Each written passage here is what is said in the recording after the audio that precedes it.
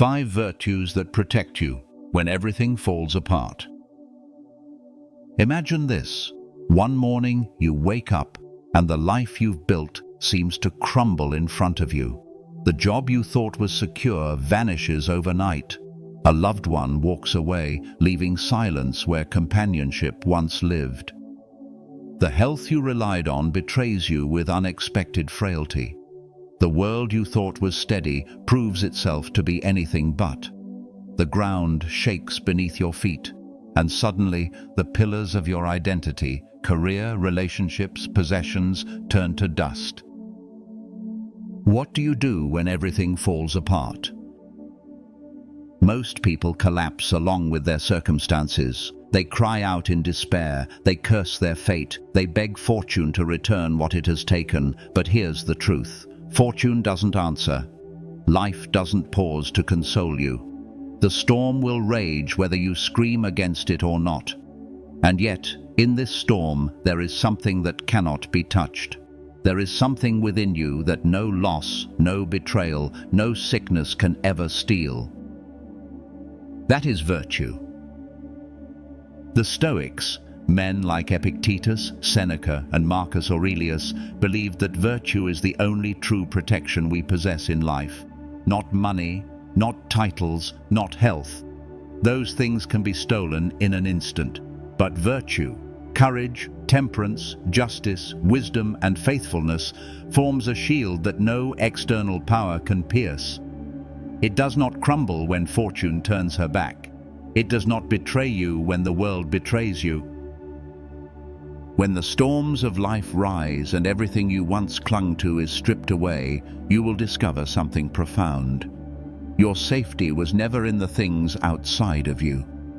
It was always in who you choose to be, in how you choose to live. Virtue is the fortress within, and once you learn to live by it, nothing outside can truly defeat you. So, let us walk into the ruins together. Let us look not at what has been lost, but at what cannot be lost. These 5 virtues are not just ideas, they are shields you can raise when life tests you, and life will test you. This is not philosophy for the classroom. This is armor for the battlefield of existence. The Stoics never promised us an easy life. They never promised that we could avoid pain, loss, or hardship. In fact, they taught us to expect these things, to prepare for them, and to treat them as natural as the sunrise. Marcus Aurelius, the emperor burdened with endless responsibilities, wars, and the plague, wrote in his journal, "Do not hope that events will conform to your will, but welcome events in such a way that your will conforms to them." He understood the simple truth. Suffering is certain, but despair is optional. Epictetus, once a slave, lived through chains, beatings, and humiliation. If anyone knew how fragile life could be, it was him.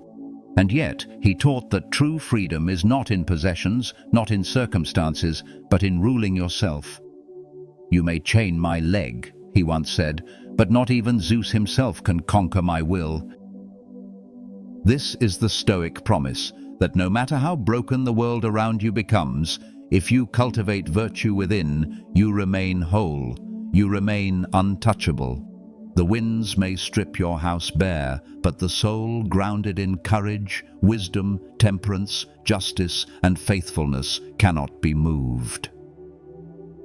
Why is this so? Because these virtues belong only to you. Wealth is at the mercy of markets. Status is at the mercy of opinion. Health is at the mercy of chance. But virtue is at the mercy of no one. It is the one domain in which you are sovereign, the one treasure that remains yours, even in exile, in prison, in poverty, or on your deathbed. The Stoics did not seek to suppress feeling. They sought to master response. When disaster comes, anger or despair may rise in you like waves, but virtue steadies the hand on the tiller. Virtue turns you away from collapse and toward composure. Virtue teaches you to act rightly, Not because fortune smiles on you, but because you are a human being capable of choosing how to live. So, as we move forward, remember this. You are not studying abstract philosophy. You are forging armor. You are building a fortress within yourself that cannot be breached, no matter how violently the world crashes down around you. That is the Stoic promise. That is why these 5 virtues matter now more than ever. We are taught from the beginning to anchor our lives in things outside of ourselves. We chase wealth because it promises comfort. We chase recognition because it promises meaning. We chase pleasure because it promises joy. We chase health because it promises longevity. But the Stoics remind us again and again that all these things are fragile, slippery, and ultimately beyond our control. Wealth disappears with a market crash, with a war, with the theft of fortune itself. You may spend decades building your career, only to see it vanish in one phone call. Status shifts with public opinion as fleeting as the crowd's applause. One day they cheer your name, the next day they forget it, or worse, condemn it. Relationships, as precious as they are never fully yours to command. Even love is subject to time, distance, and mortality. And health, the most basic of blessings, is the most uncertain of all. One diagnosis, one accident, one twist of fate, and the body you depended upon becomes your prison. These things are not evil, nor are they worthless. The Stoics never demanded that we despise them. They simply warned us not to mistake them for security. To depend upon them for happiness is to build your house upon sand, beautiful but unstable. When the storm comes, and it always comes, the house collapses.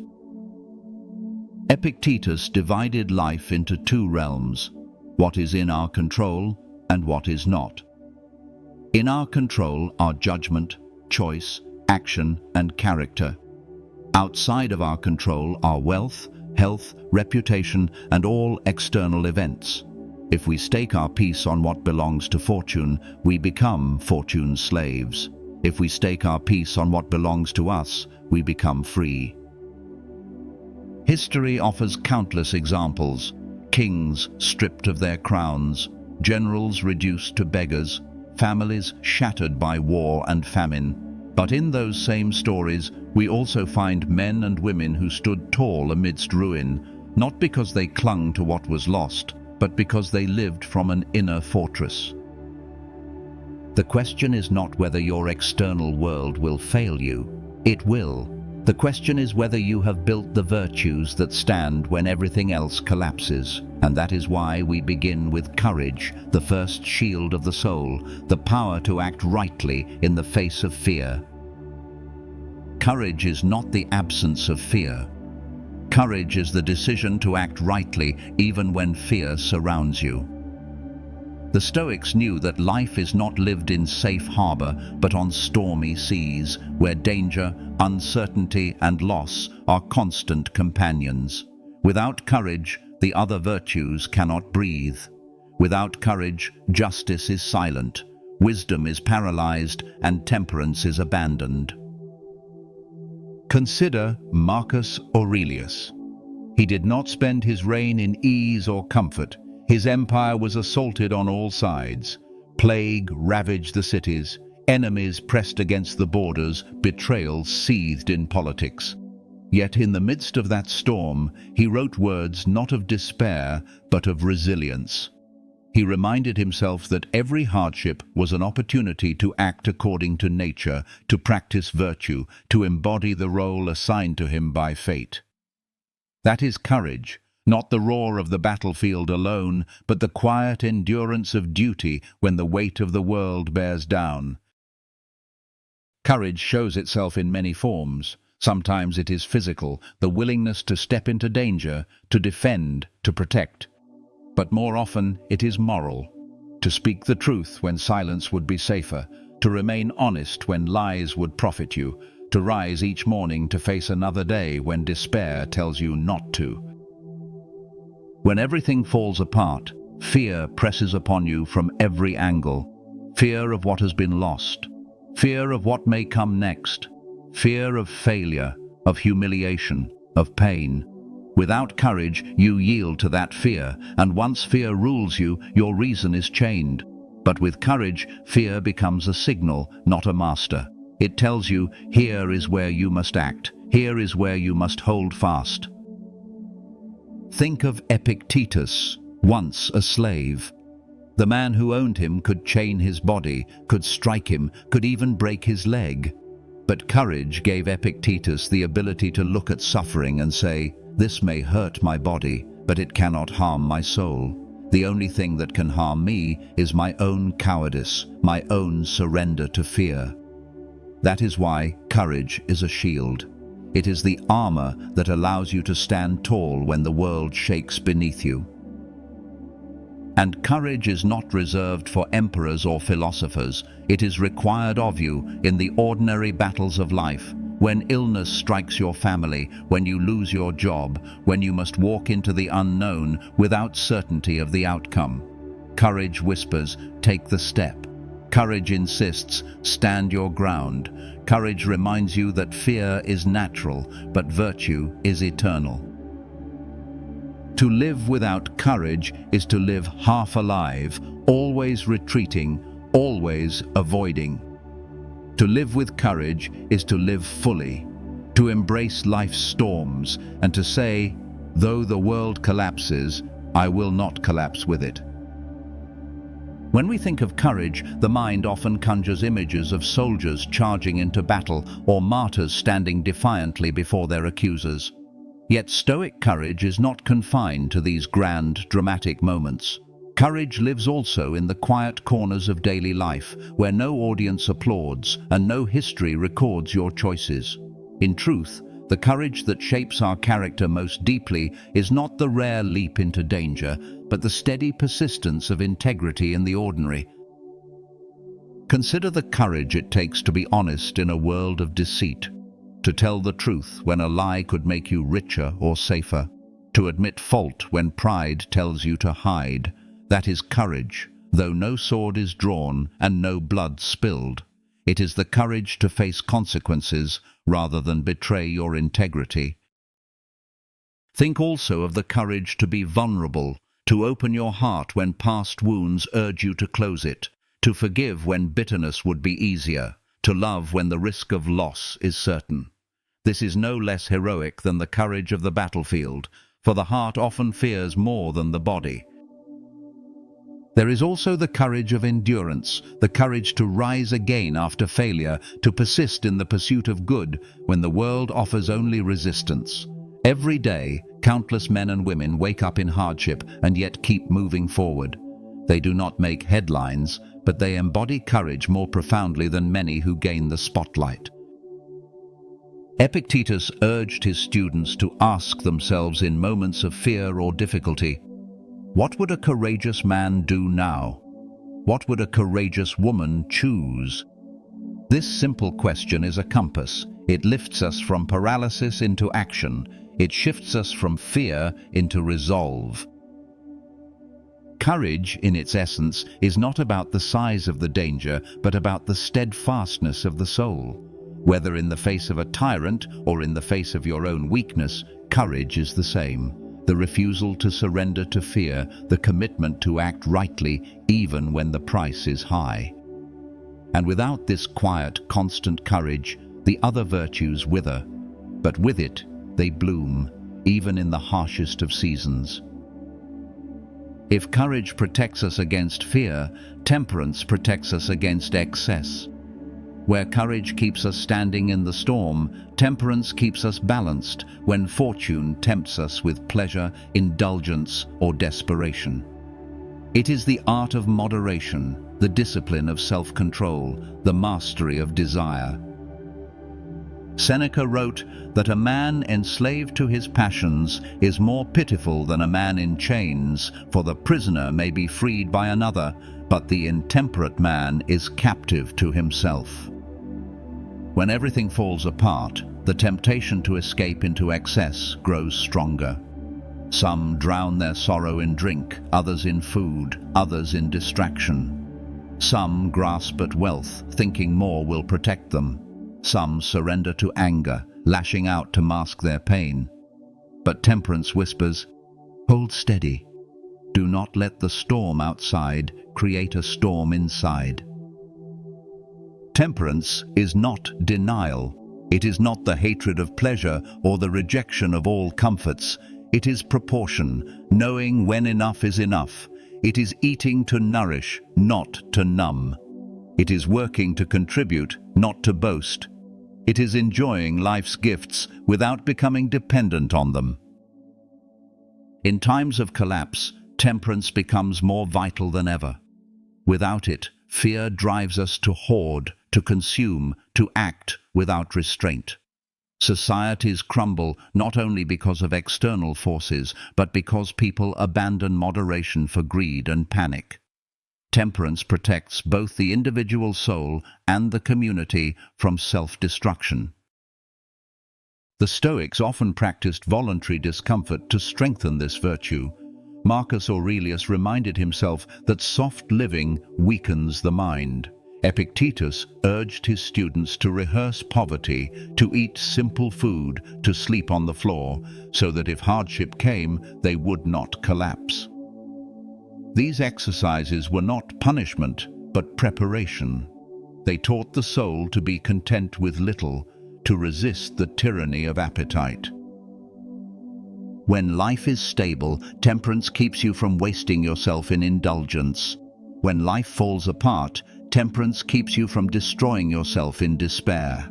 It is the shield that reminds you that enough is always within reach, that your dignity does not depend on abundance, and that your peace is not for sale to desire. Where courage faces outward against fear, temperance faces inward against craving. Both protect you when the world falls apart, but in different ways. Together, they give you the strength to endure hardship without breaking, and the restraint to endure temptation without falling. At first, the idea of restraint sounds like a prison. To limit yourself, to deny yourself, to step back when every instinct urges you forward, surely that is a kind of confinement. Yet the Stoics understood the paradox. True freedom is found not in indulging every desire, but in mastering them. For if you cannot say no to yourself, you are not free at all. You are a slave to impulse, a servant to craving. Imagine a man thrown into prison unjustly. His body is bound by walls and bars, but if his mind remains temperate, if he governs his appetites and desires, then even within those walls he is freer than the man outside who chases pleasure without end. The prisoner knows limits, and so he is not owned by what he cannot have. The indulgent man knows no limits, and so he is owned by everything he craves. Restraint gives you dignity in hardship. When resources are scarce, temperance ensures that you do not consume in panic, that you leave enough for others, that you hold yourself with balance. History shows us that in times of famine or disaster, those who lacked restraint turned against their neighbors, while those who practiced moderation preserved both body and soul. On a smaller scale, we can train ourselves daily in this virtue. Choosing silence when words would wound. Choosing to fast when food is abundant, so that you prove to yourself you can live with less. Choosing to delay gratification, to wait, to hold back when every part of you wants to rush forward. These are small battles, but they prepare you for the great ones. Temperance is not weakness. It is strength restrained, strength held in reserve. It is the power to say, I could take more, but I will not. And in that choice, you prove that nothing outside owns you. You walk through life lighter, freer, unchained. For in mastering desire, you have mastered yourself. If courage steadies us and temperance disciplines us, justice turns us outward, reminding us that we are not islands, but part of a greater whole. The Stoics held justice in the highest regard, calling it the virtue that binds society and aligns us with the order of nature itself. Justice is more than law. It is fairness, duty, compassion, and the commitment to give each person their due. Marcus Aurelius wrote, "What injures the hive injures the bee." In these few words, he captured the essence of justice, the recognition that harming others ultimately harms ourselves, for we are all woven into the same fabric. In times of prosperity, it is easy to forget this, to imagine that your comfort and your neighbor's suffering can remain separate. But when everything falls apart, when war, famine, or disaster strike, justice is revealed as the glue that keeps communities from collapsing. Justice is not abstract. It is lived in action, refusing to exploit others even when desperate, choosing to share rather than hoard, speaking truth even when lies would be profitable, treating each person with dignity regardless of their station. It is the daily practice of remembering that your choices ripple outward, shaping the lives of others. Consider the collapse of civilizations. Often, it was not only external forces that destroyed them, but internal decay, the abandonment of justice, the pursuit of selfish gain at the expense of the whole. Yet there are also stories of small groups who endured ruin with integrity, who supported one another with fairness, who proved that even in darkness, justice can preserve life and meaning. For the Stoics, justice was not optional. It was the very measure of a life well lived. To be unjust, no matter the excuse, was to wound your own soul. To be just, even in hardship, was to remain aligned with the universe itself.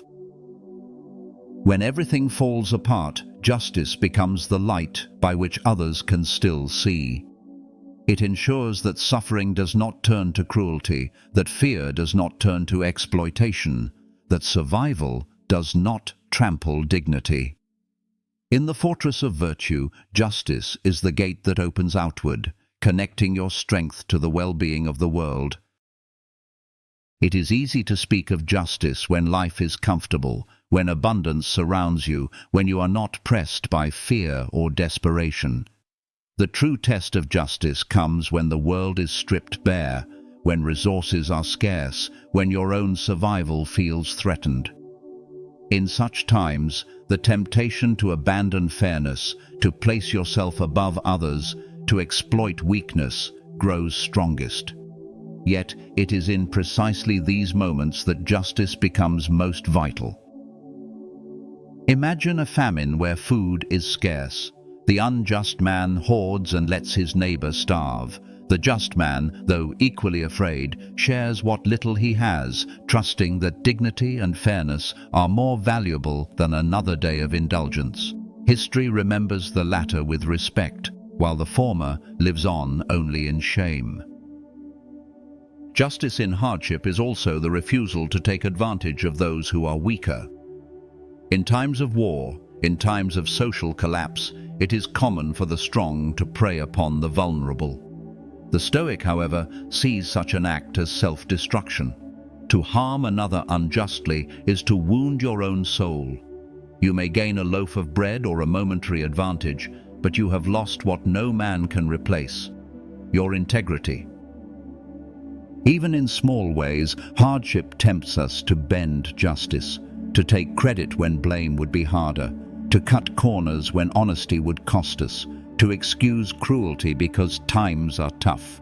But the Stoics remind us that no excuse justifies betraying justice, because justice is not an external law, it is part of our very nature as rational beings. To betray justice is to betray yourself. When everything falls apart, justice is what keeps humanity from devouring itself. It is what turns a group of frightened individuals into a community. It is what ensures that suffering does not descend into savagery. And it is what allows you, at the end of hardship, to look at yourself in the mirror without shame. If courage steadies us, temperance disciplines us, and justice binds us to others, wisdom is the compass that guides us. The Stoics considered wisdom the highest of the virtues, for without it, the others can be misapplied. Courage without wisdom becomes recklessness. Temperance without wisdom becomes self-denial. Justice without wisdom becomes blind rigidity.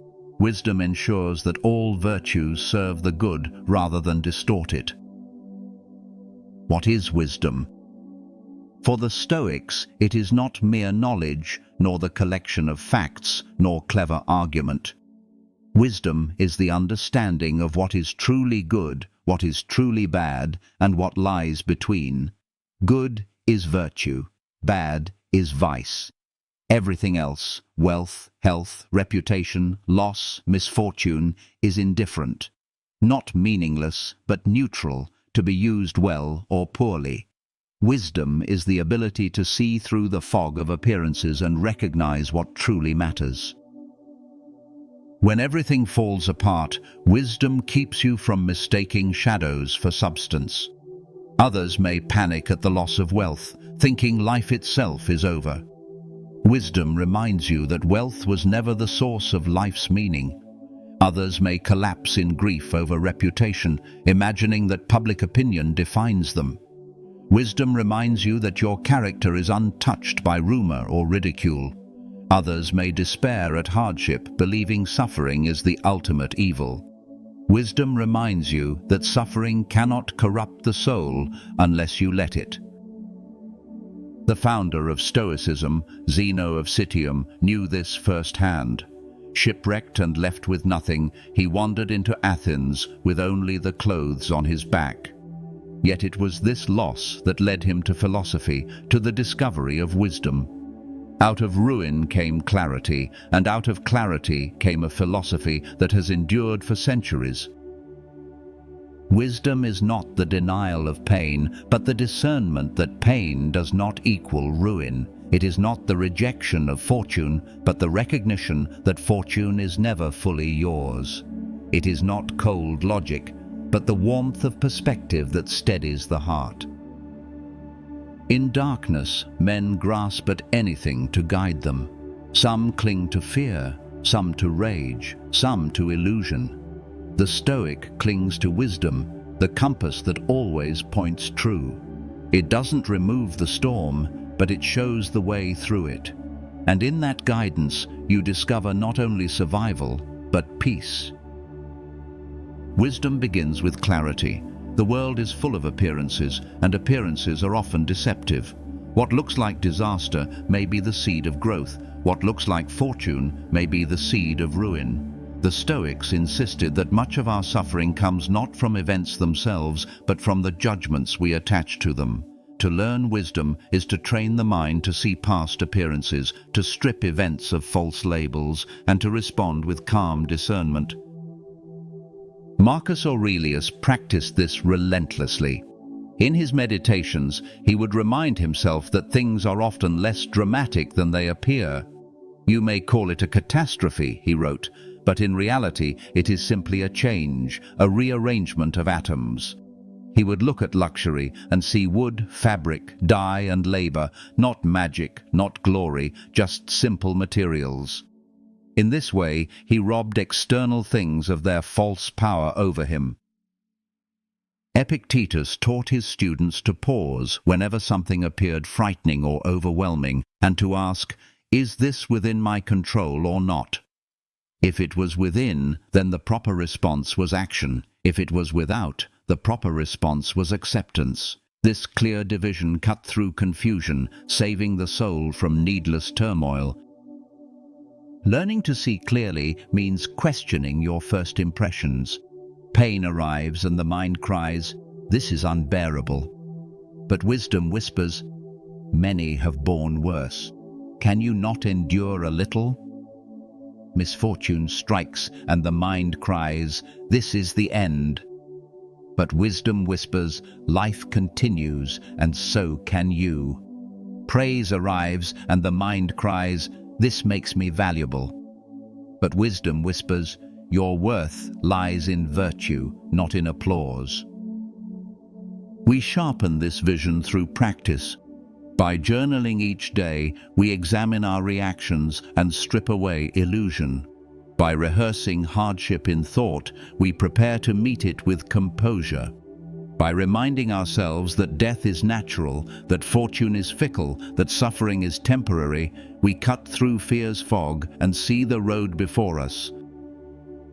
Wisdom does not promise that the path will be smooth. It promises that you will not lose yourself in the dark. With clear sight, you step forward, not stumbling after appearances, but guided by truth. The fifth shield of the soul is faithfulness, or what the Stoics often called constancy. It is the unwavering commitment to live by principle, to remain true to what is right, regardless of circumstance.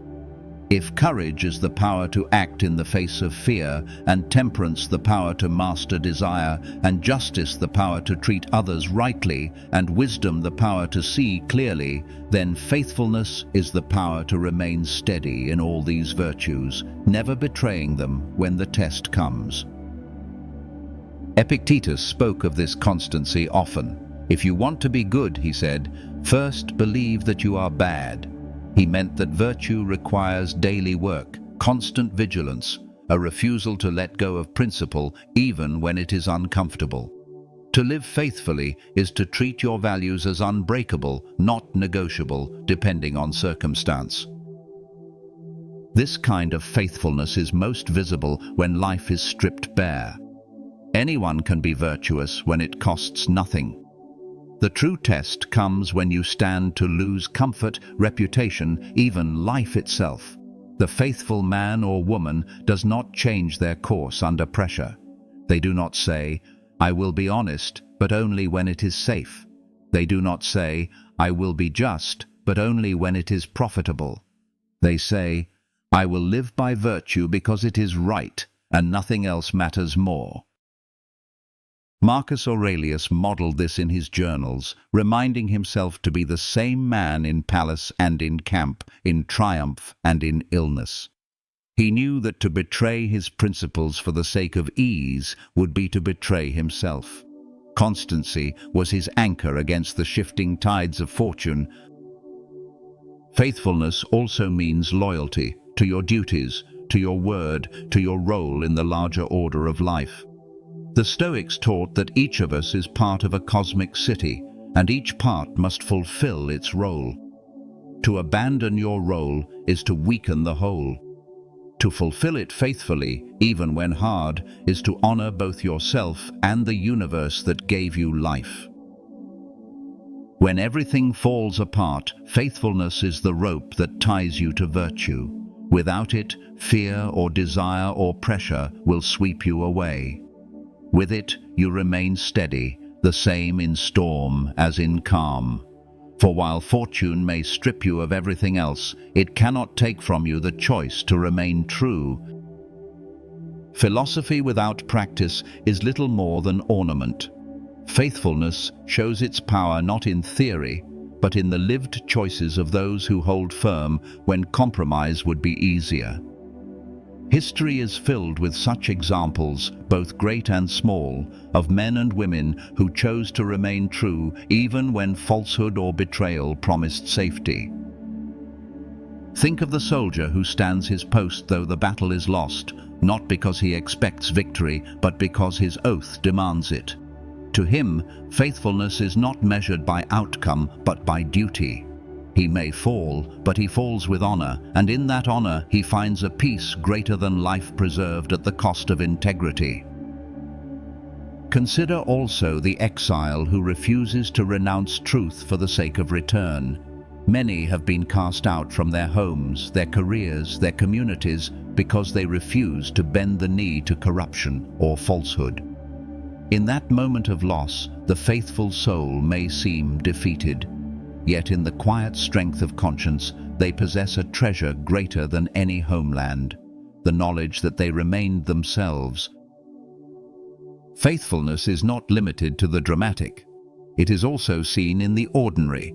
The parent who continues to guide their children with love despite exhaustion, the friend who remains loyal when others disappear, the worker who does their duty honestly even when unseen. These are small acts of constancy, yet they are the very stones that build the fortress of character. Epictetus urged his students never to betray themselves. If you wish to be faithful, you must act faithfully, even in the smallest things. For the soul is shaped not by rare moments of grandeur, but by countless small decisions. Betray yourself in little things, and you weaken the habit of virtue. Remain constant in little things, and you fortify your soul against greater trials. Faithfulness in action is the lived proof that philosophy is not empty. It is the daily decision to align thought, word, and deed with what is right. And in a world that crumbles, this constancy is unshakable ground. Each virtue on its own is a shield. Courage guards you from fear. Temperance guards you from excess. Justice guards you from selfishness. Wisdom guards you from folly. Faithfulness guards you from betrayal. But the Stoics taught that the virtues are not separate weapons scattered in your hands. They are parts of one single armor, one fortress within which the soul is safe. Imagine a fortress with 5 great walls. Remove one and the enemy can enter. Courage without wisdom becomes reckless, a warrior charging blindly into ruin. Wisdom without courage becomes sterile, a scholar who sees clearly but never acts. Temperance without justice becomes cold self-denial, while justice without temperance becomes harsh rigidity. Faithfulness without the others becomes stubbornness without direction. Only together do they form harmony, a shield that no misfortune can pierce. Marcus Aurelius reflected often on this integration. He reminded himself that the universe itself is a whole, each part supporting the others. So too with the virtues. They are not rival powers, but complementary forces. To live virtuously is not to choose one virtue, but to embody all. In times of collapse, this integration becomes vital. Courage without temperance may lead you to fight, but also to consume recklessly. Justice without faithfulness may lead you to act rightly for a time, but then abandon principle when pressure mounts. But when all 5 stand together, you are unshakable. Think of the soul as a citadel. The storms rage, the earth quakes, enemies press against the gates. Yet within, the walls of courage, temperance, justice, wisdom, and faithfulness stand firm, interlocked, supporting one another. The enemy may batter one wall, but the others hold. The ground may tremble, but the fortress does not fall. This is the vision of the Stoics. Not a life free from hardship, but a life fortified against it. Not the promise of safety from loss, but the promise of strength through virtue. The 5 shields together form the fortress within which you can stand while the world outside collapses. There are moments in life when collapse seems total, a nation at war, a city stricken by plague, a family torn apart by betrayal, an individual struck down by illness or loss. These are the times when people believe all is lost, when despair whispers that there is nothing left to hold on to. Yet time and again, history shows us men and women who stood firm in such moments, not because the world was merciful to them, but because they carried strength within. Seneca, exiled from Rome, wrote letters filled not with bitterness, but with wisdom. His power and prestige stripped away, he discovered that his true possession was his mind, his ability to live by reason and virtue. Marcus Aurelius, surrounded by war and plague, refused to let the weight of empire break his soul. He recorded meditations not to glorify himself, but to remind his future self of the duty to remain steady, to act justly, to endure without complaint. In more recent times, we find countless nameless examples. Prisoners who shared their last piece of bread, parents who comforted children in the midst of disaster, ordinary people who refuse to abandon dignity when everything around them screamed for despair. These acts are not accidents, they are the fruit of virtue. When fortune abandons you, when the pillars of your life collapse, what remains is who you are. If you have cultivated courage, you will not be ruled by fear. If you have cultivated temperance, you will not be consumed by desire. If you have cultivated justice, you will not harm others in desperation. If you have cultivated wisdom, you will not mistake ruin for the end of meaning. If you have cultivated faithfulness, you will not betray yourself when it matters most. Others may collapse because they built on sand, but you will stand because you built on stone. That is the difference between a life anchored in externals and a life anchored in virtue.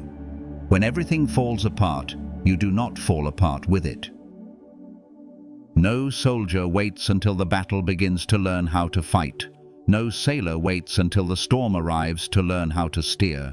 In the same way, the Stoics insisted that if you wish to stand firm when life collapses, you must train daily while it is calm. Virtue is not an ornament to admire, it is a discipline to practice, a strength to be exercised. One of their chief exercises was premeditatio malorum, the premeditation of evils.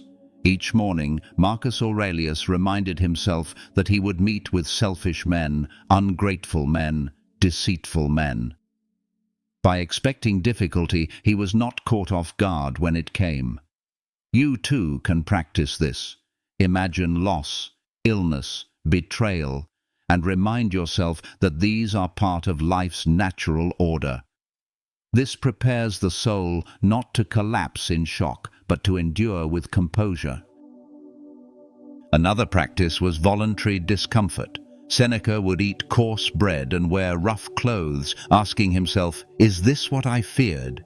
Epictetus told his students to sleep on the ground, to live simply for a time, so that if poverty came, it would not terrify them.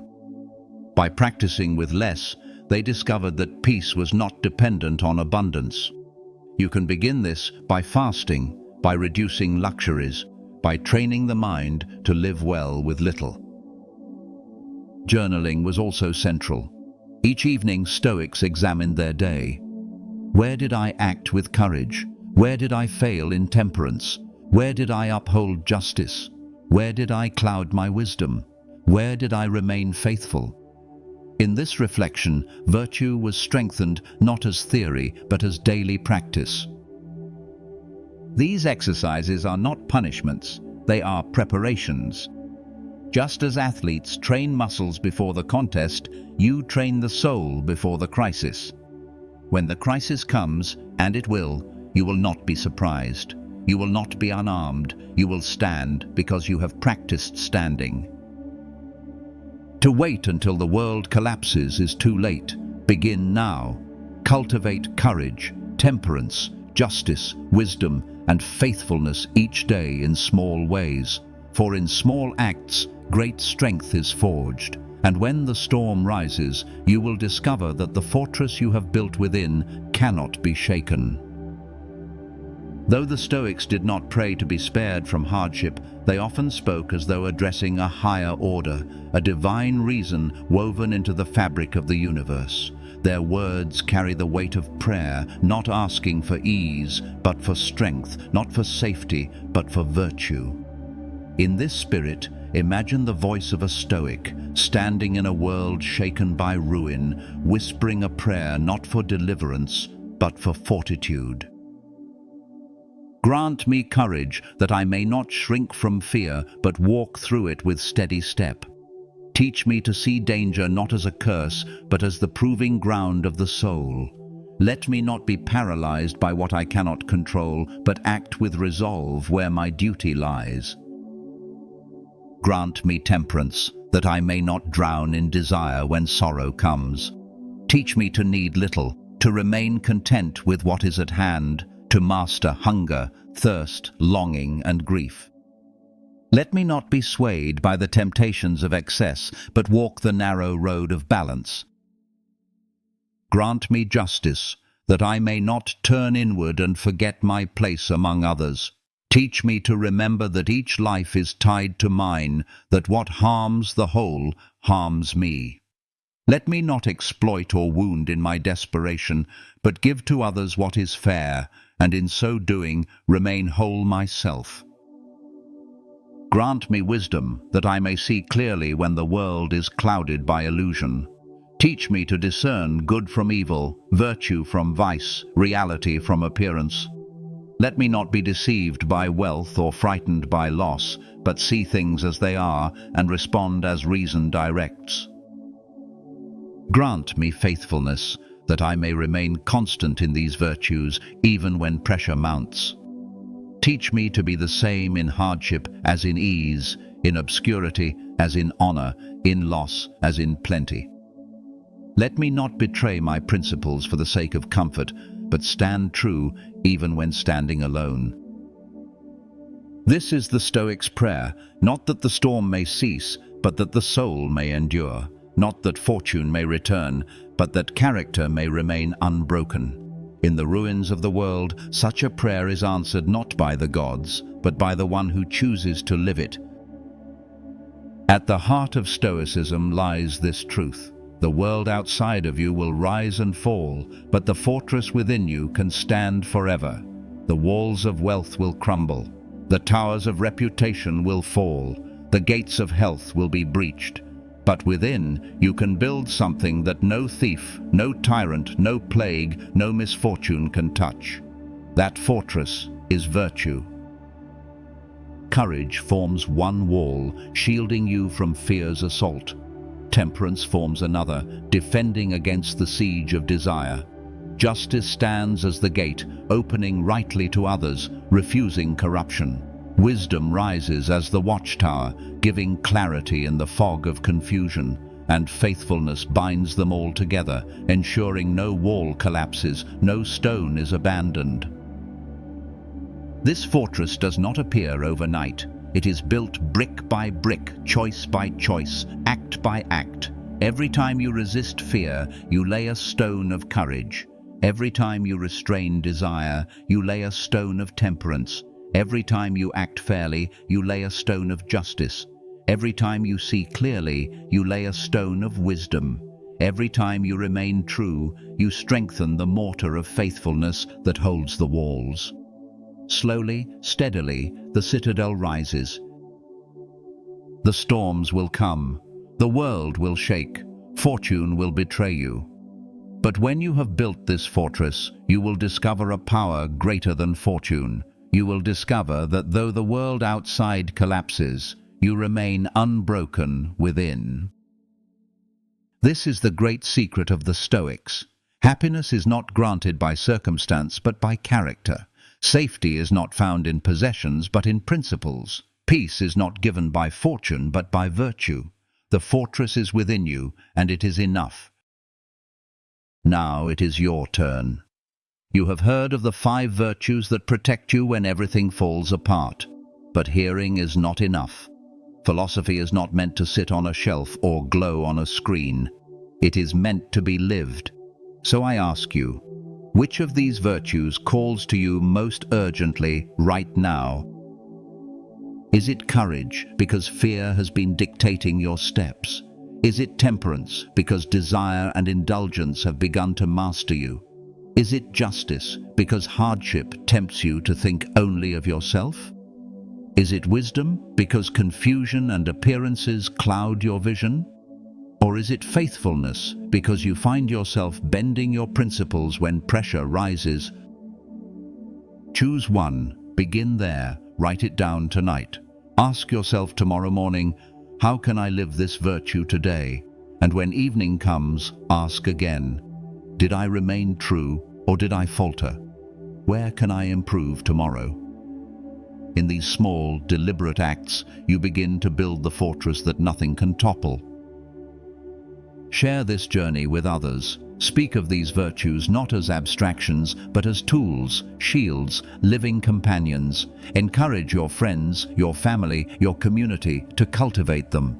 For when each of us builds our inner fortress, we strengthen not only ourselves, but the world around us.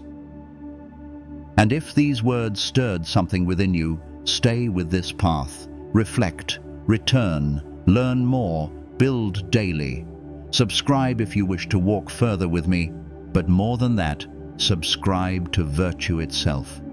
Let it guide your days. Let it be your shield when fortune crumbles. When everything falls apart, you have a choice, to collapse with it or to stand unbroken. The Stoics have shown us the way. The fortress is within. Now, it is yours to build. Stand firm. Live by virtue. And no storm, no loss, no ruin will ever defeat you.